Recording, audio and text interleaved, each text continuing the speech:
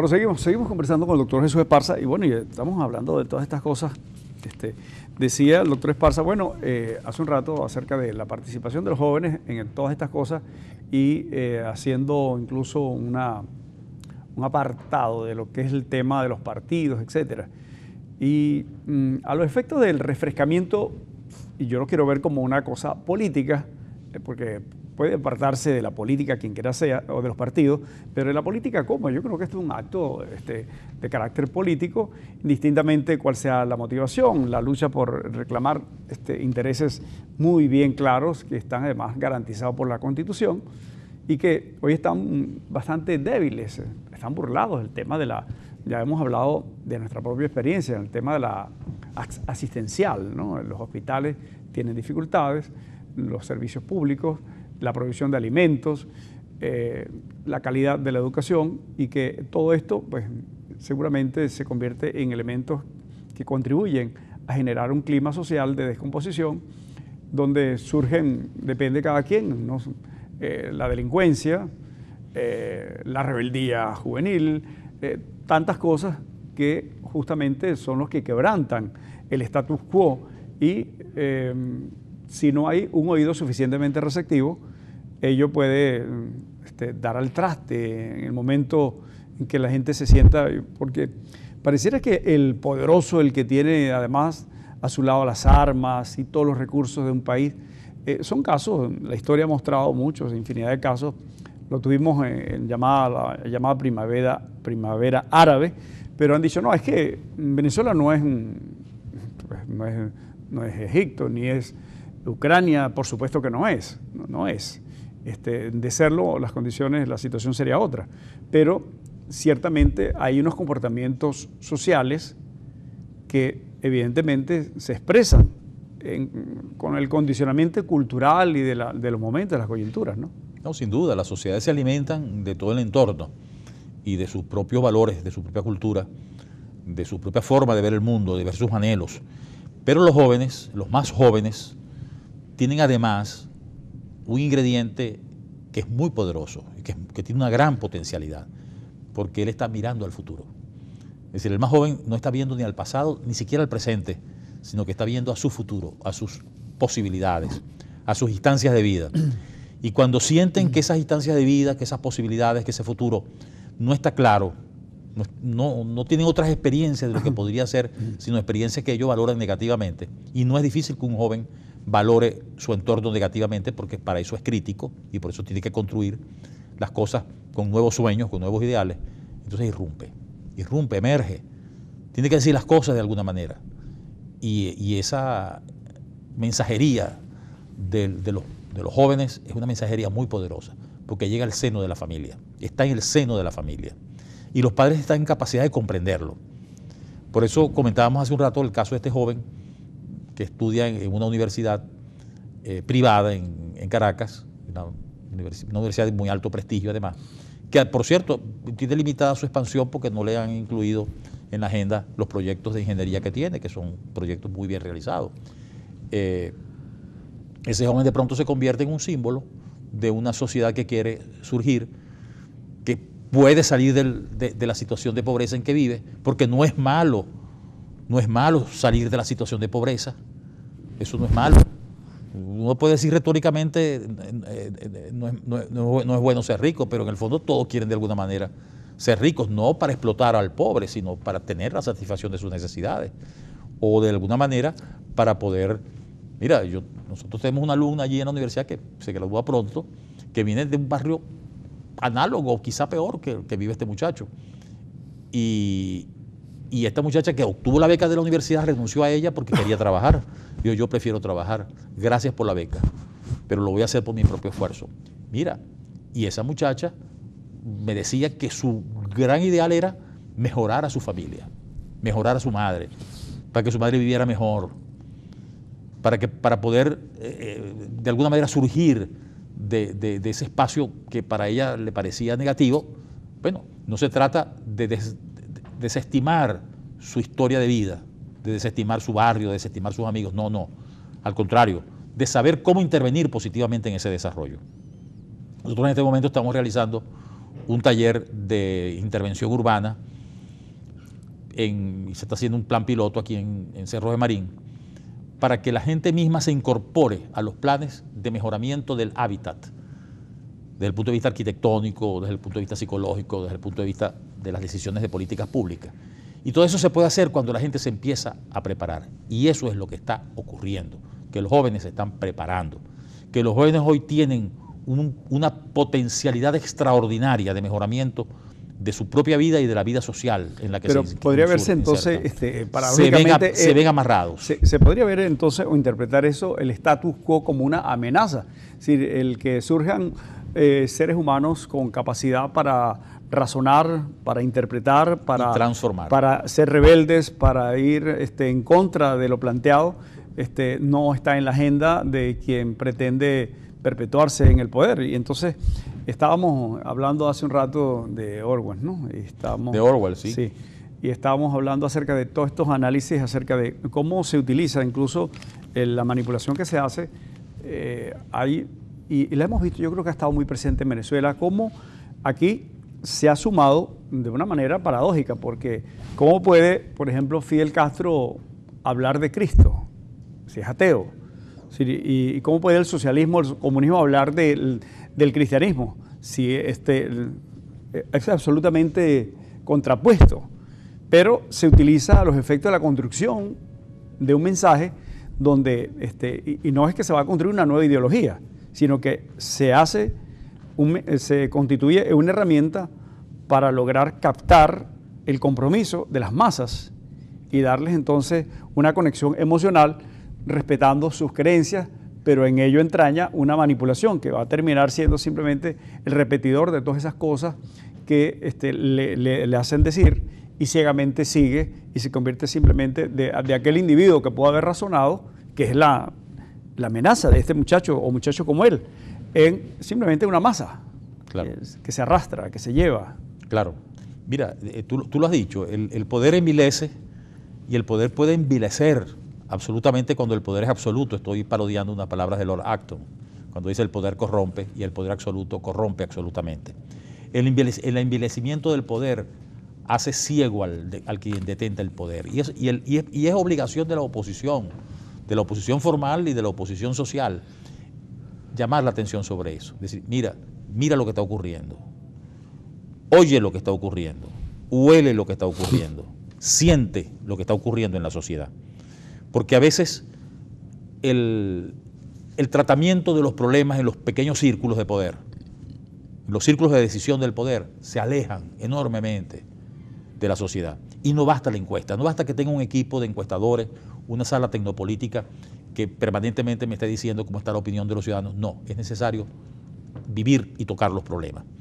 Y entonces surge lo que señalábamos antes, el tema del dogmatismo.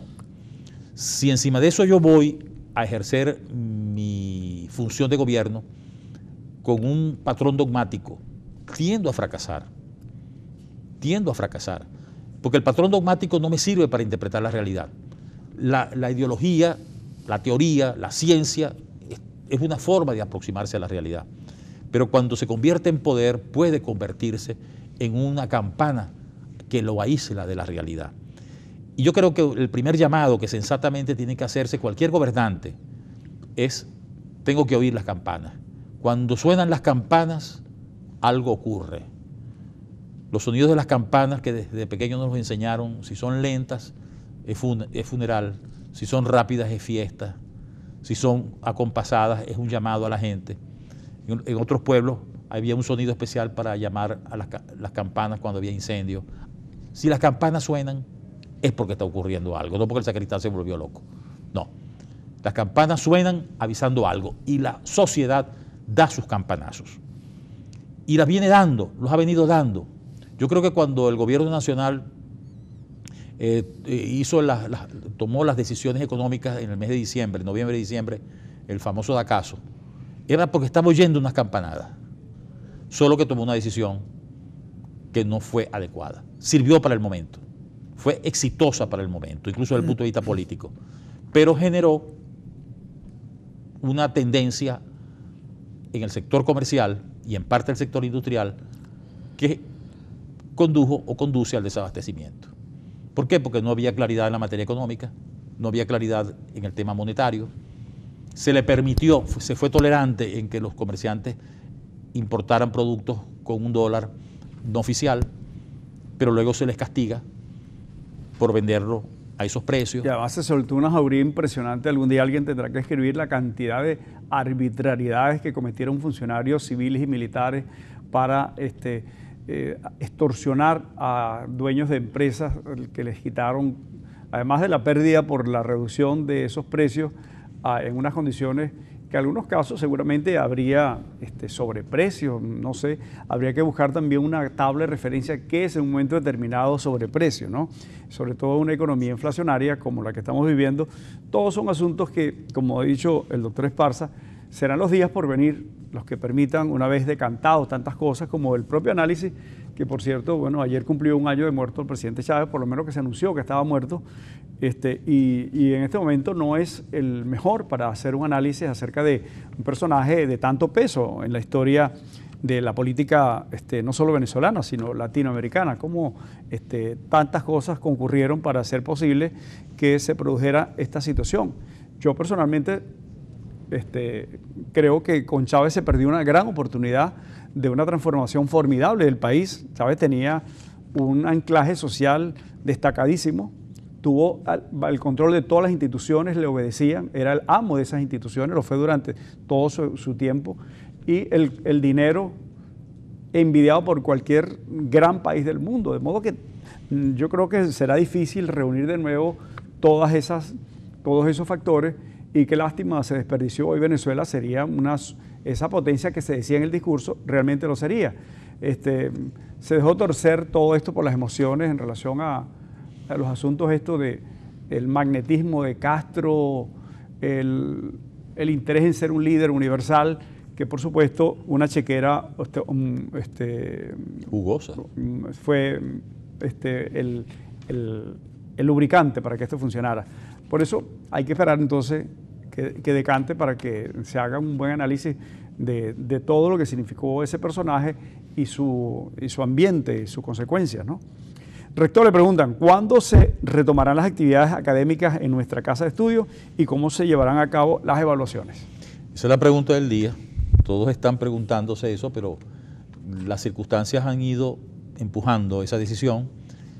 Yo esperaría que el lunes podamos tener actividades normales, pero todo va a depender de cómo estén las cosas. ¿Y las evaluaciones? No, siempre hay un lapso en el que la evaluación se difiere. Queremos también ir convocando a los estudiantes para que ellos vayan participando en actividades de cruce de ideas, de diálogo, de coloquio. De hecho, mañana en la tarde a las 3 tenemos un coloquio para hablar sobre hacia dónde va Venezuela, hacia dónde vamos. Es la repetición de uno que hicimos hace 2 semanas y asistió muy poca gente porque el problema del tránsito de las autoculaciones impidió a muchos de los muchachos asistir. Pero bueno, esperamos que de mañana pueda tener un poquito más de participación, porque nos interesa que vayamos ya convirtiendo a la universidad, es decir, manteniendo a la universidad en lo que debe ser, que es el centro de discusión de las ideas, etc. Yo creo que este es un asunto incluso pendiente que reclama la sociedad. Nuestra universidad ha perdido ese papel de vanguardia en cuanto a la formulación de propuestas, en cuanto a ideas claras que vayan a confrontarse con el status quo. Cada generación lo va haciendo. Esta generación ya hizo su aporte. Hay que retomar ese aporte en términos positivos. Y yo hago votos porque la salida de este país tiene que estar basada en la unidad.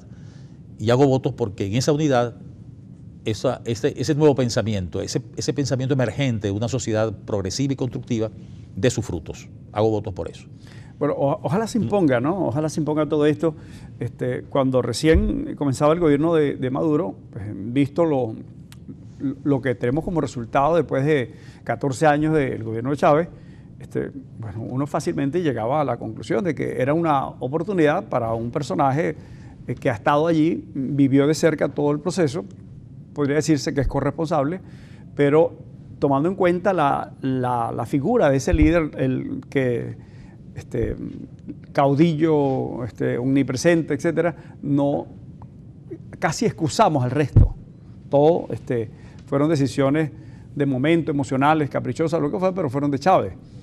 y decía que qué buena oportunidad para que Maduro cambiara. Quizás era, bueno, lo que quisieran, hacer un cuadro gigantesco para reconocer la condición de líder, etcétera, y de todo lo que le aportó a quien le haya aportado, y ponerle una vela, si quiere. Pero el país es otra cosa. Las decisiones tenían que ir en otro rumbo, ¿no? Sí, pero no se hizo, no se ha hecho. Los países en general han cambiado. Mira, 15 años, 20 años no pasan en balde. Y menos en estos tiempos de gran velocidad en las comunicaciones, en las ideas, en las invenciones, en la tecnología.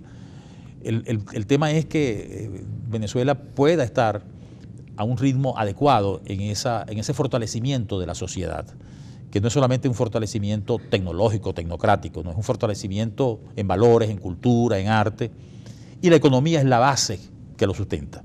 Si sin la economía lo demás no funciona, porque es la base, es donde tenemos la satisfacción de las necesidades primarias y secundarias en vías de ser, vamos a decir, complementadas con los bienes y servicios adecuados. Por eso digo que es muy importante la unidad, porque aquí los pensamientos y las ideas que concurren, todos van a aportar la formación de ese nuevo concepto de sociedad, todos. Porque no puede ser el capitalismo salvaje, no puede ser el mercado libre donde el pez grande se come el mercado chico, no.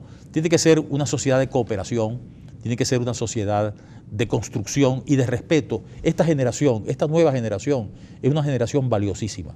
Esta es una generación que porta ideas y valores de una gran importancia y que no la confundamos con los Miguelitos, ni con el humo, ni con... No, esos son eventos que ocurren.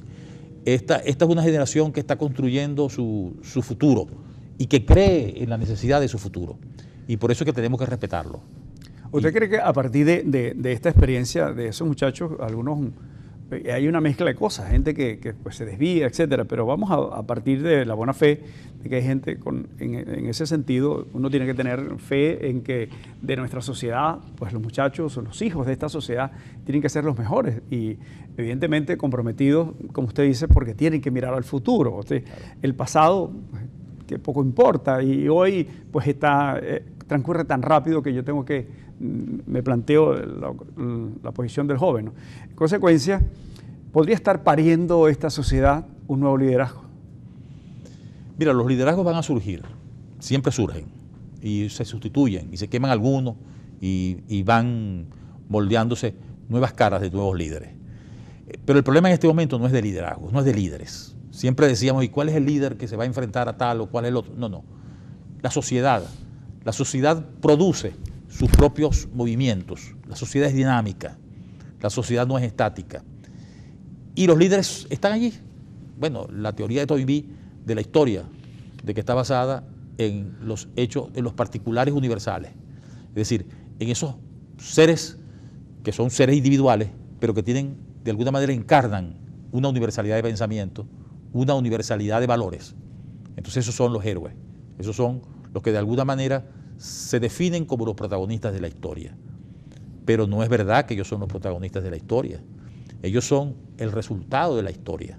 Ellos son el resultado, estaban allí en el momento preciso, en el lugar y la hora indicada del surgimiento de las nuevas alternativas sociales. Doctor Esparza, cuéntenos, después de escuchar algunas cosas del principal vocero del Ejecutivo Nacional, cuyas consecuencias podrían ser una verdadera carnicería, ¿para dónde van las cosas en el país?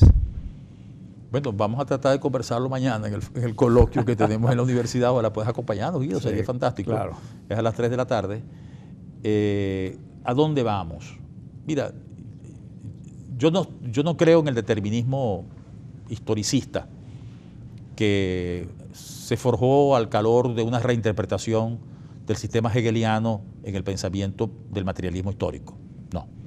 Y que de alguna manera está inspirando muchos de los planteamientos políticos del sector marxista del actual gobierno, porque no todo el gobierno tiene una formación o una base marxista.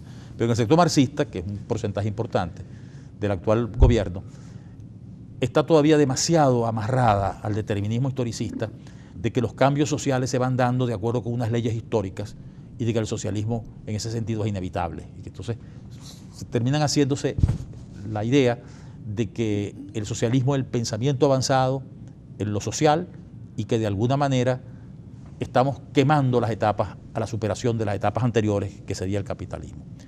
Eso está cuestionado incluso desde la propia doctrina marxista. En las nuevas interpretaciones marxistas ya, y no de los últimos 30 años, desde hace 100 años ya Rosa Luxemburgo lo decía. No, la sociedad necesita los movimientos sociales que lo hacen y estos no están determinados históricamente. Ella rompe con el historicismo y rompe con el partido. Dice, y tampoco lo va a guiar el partido. El partido no puede ser el espacio sacrosanto donde se cocina el futuro de la humanidad y de la sociedad. No. El partido político está allí como un producto, como una excrescencia del movimiento social, pero no es el protagonista, líder que está definiendo arquitectónicamente el diseño arquitectónico de la nueva sociedad. No es verdad. Y eso es lo que se tienen que quitar de la cabeza algunas personas, no solamente gobernantes de Venezuela o líderes en Venezuela, en todo el mundo, que los dirigentes políticos no son los arquitectos de la nueva sociedad. Los arquitectos de la nueva sociedad son los agentes sociales, que son esos que están en las calles. Bueno, quiero agradecer que haya estado con nosotros. Disculpa que me haya hecho extenso. No, usted es el que está invitado a hablar. Ciertamente nosotros queremos, pues, como corolario de todo esto, repetir, y lo haremos de manera incansable, acerca de la búsqueda de la paz. Y la paz no es esa teoría orwelliana de la guerra, ¿no? La guerra. Haz la guerra para garantizar la paz. Yo creo que esos conceptos son muy primitivos, muy manipuladores, dantescos incluso. Son una verdadera amenaza.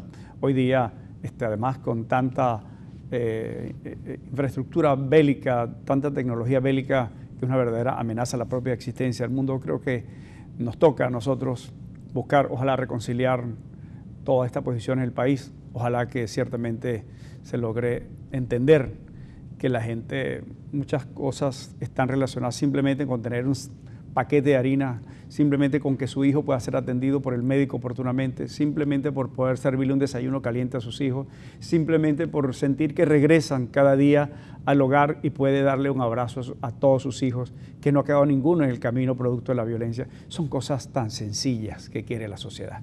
Muchas gracias. Mañana nos vemos. Movistar. Compartida. La vida es más.